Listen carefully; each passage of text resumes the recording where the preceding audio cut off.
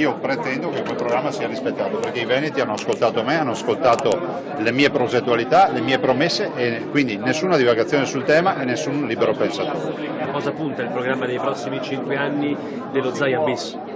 Guardi, innanzitutto il completamento di molte attività, ma poi ad esempio il consumo da solo zero, il che vuol dire che nessun volume nuovo deve essere autorizzato, ma si va solo in concambio con quello che c'è già, cioè demolendo il vecchio per rifare il nuovo.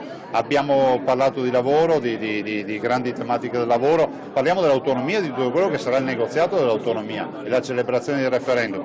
Parliamo della necessità strategica di riformare ancora in maniera più innovativa la sanità, ed è quello che vogliamo fare un'azienda solo, che si chiamerà azienda zero, vogliamo ridurre le liste d'attesa a zero e abbiamo gli strumenti per farlo, insomma tutta una serie di iniziative. Ma la Lega ha futuro perché ha una leadership ed ha un consenso dietro questa leadership, che è quella di Matteo Salvini. Ha una levatura nazionale non perché si occupi nel nostro statuto c'è scritto che noi dobbiamo occuparci dei nostri territori, però è altrettanto vero che la levatura nazionale viene fuori dal fatto che se la Sicilia ha ancora 22.000 forestali, noi 400, qualcuno dovrà pur risolvere questo problema, perché altrimenti il conto lo paghiamo sempre noi. Io innanzitutto mi occupo del Veneto, il Veneto ha bisogno ancora di un medico che lo assista la fase di degenza è finita, adesso ci vuole un po' di check-up e stare attenti ai valori biologici, il fatto che torni alla vita normale, e noi lo faremo tornare alla vita normale. Chiedo che venga riconosciuto questo segnale incontrovertibile che i veneti danno. Il Presidente del Consiglio rappresenta un partito che è clamorosamente battuto, esce battuto da questa tornata elettorale, e quindi quantomeno si dia oggi risposta a quelle istanze che dal Veneto arrivano ormai da anni,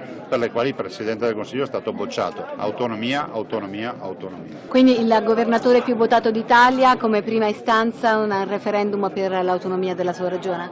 Direi di sì, questa è una delle priorità. L'altra è quella del lavoro, visto e considerato che pur avendo la miglior performance di disoccupazione, il 6,7% d'Italia, abbiamo oggi la necessità di dare ancora risposte ai molti disoccupati, e quindi piano straordinario per il lavoro, 760 milioni già stanziati.